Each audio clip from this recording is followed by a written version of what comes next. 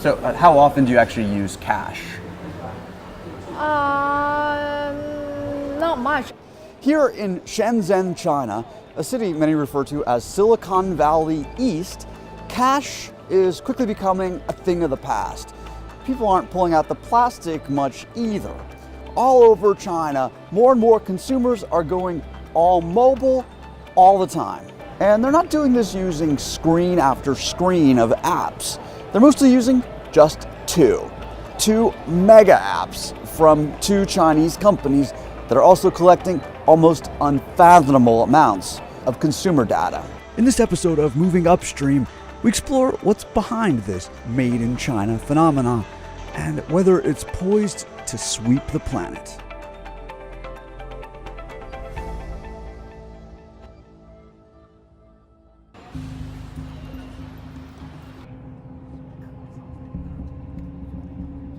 Soon after crossing the bridge from Hong Kong to mainland China, we realized the extent to which we're outsiders. We see everyone everywhere scanning QR codes, paying for food, transport, and consumer goods with their phones. Since we don't have Chinese bank accounts, when in Shenzhen, we couldn't do as the Shenzhenians. My colleague Matt McDonald and I needed a guide. Someone to show us what this pay-with-your-phone business is all about. Naomi Wu, one of the more eccentric members of Shenzhen's tech community, agreed to be that for us. She asked us to meet her at her office. It's one of those trendy co-working spaces. We're heading to the snack bar. All right, I'll take one of these. Here at this co-working space, payment with cash or credit cards isn't an option. When I'm working on a Raspberry Pi project. Naomi, at 24 years old, is a tech developer and internet personality. We chose her because she promotes Shenzhen's tech lifestyle. Naomi also identifies herself as a maker. What do you make? I make, in my video, I made tons of impractical things.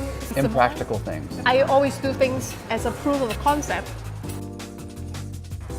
In February, Naomi will grace the cover of the tech world prestigious Make magazine.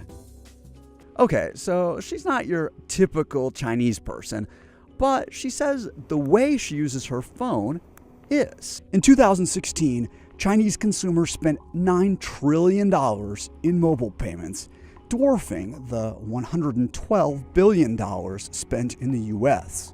Do you have cash in your purse right now? I still have it, I still think it's emergency. Sometimes they don't have the changes to give you and you have to wait. So annoying. Yeah, so annoying. All right, The first stop on our adventure, Ready for lunch? lunch. We can buy the meal before we go Well, why are we paying for the meal before we even go to the restaurant? because it's a little bit cheaper than paying there.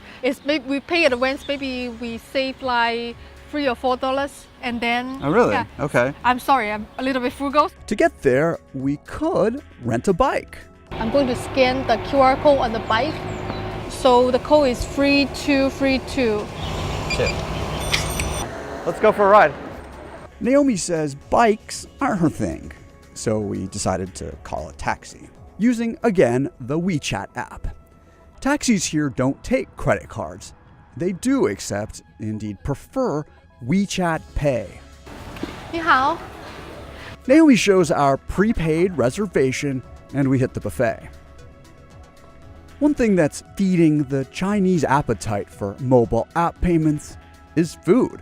According to mobile payment leader Tencent, in China, 3/4 of fast food purchases are made using mobile.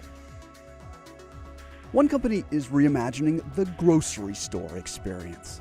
Alibaba's Huma supermarket harnesses China's QR code scanning culture. Every product in the store is scannable, even the crabs. Find out where they came from, add them to your favorites. So later, from home, you can order them for delivery.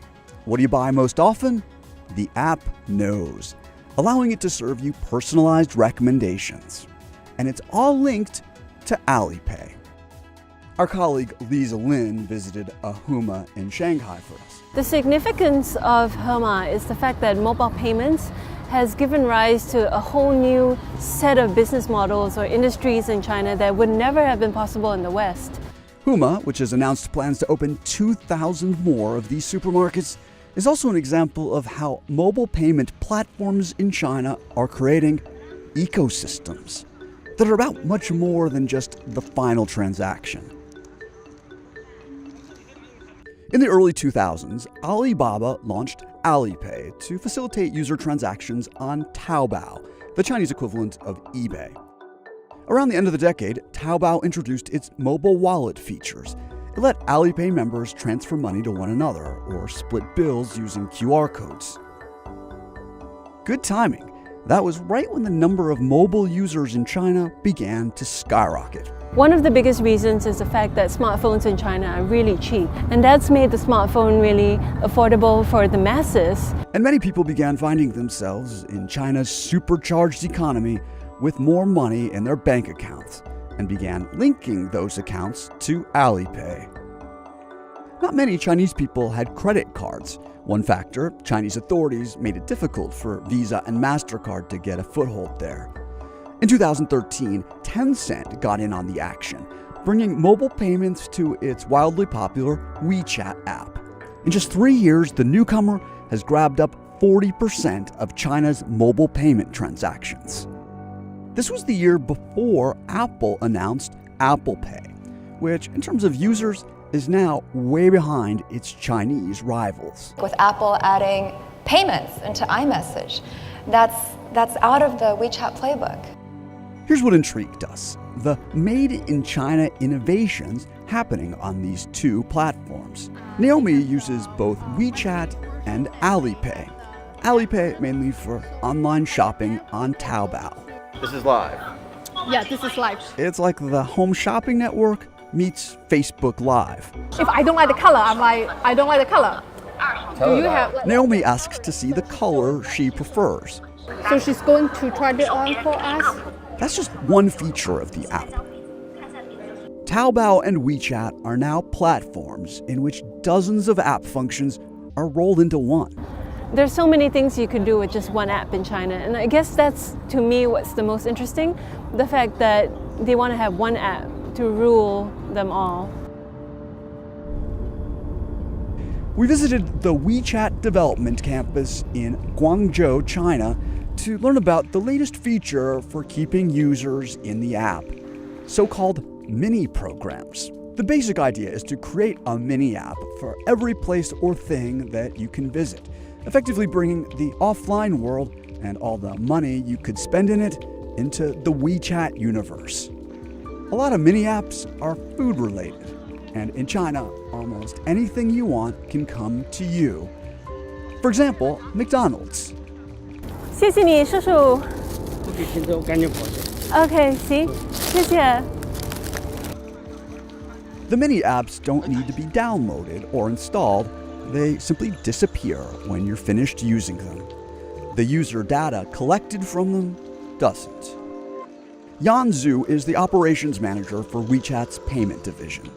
然后这个杠杆在人口那么大的国家，它实际上会被极大的放大。然后的话，你想一下，如果这个信息在数亿甚至数十亿的人口之间每天发生的交易，通过这样的方式被流转起来，它能产生多大的能量？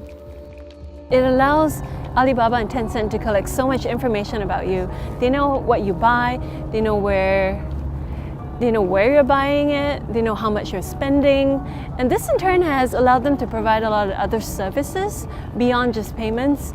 The bottom line is, the Chinese in general are less concerned about data privacy than the consumers out in the West. I just think like in America, we're so much more like protective of our information and our data, and we're very scared of this idea of like an overarching system that knows everything that we've done, all the purchases we've made that day. So I think maybe that's part of why we're not rushing in to adopt all this new technology. That's what gets me. Is it you're in China? The government can know everything about you. The government already know everything about me. Just if I'm not committing a crime, they don't give a shit. Western expats we met in China, like Duncan Turner, who leads a tech accelerator in Shenzhen, sees the Chinese mobile pay way spreading. You know, I'm a Westerner living here, but I never have cash. Never. Never. No.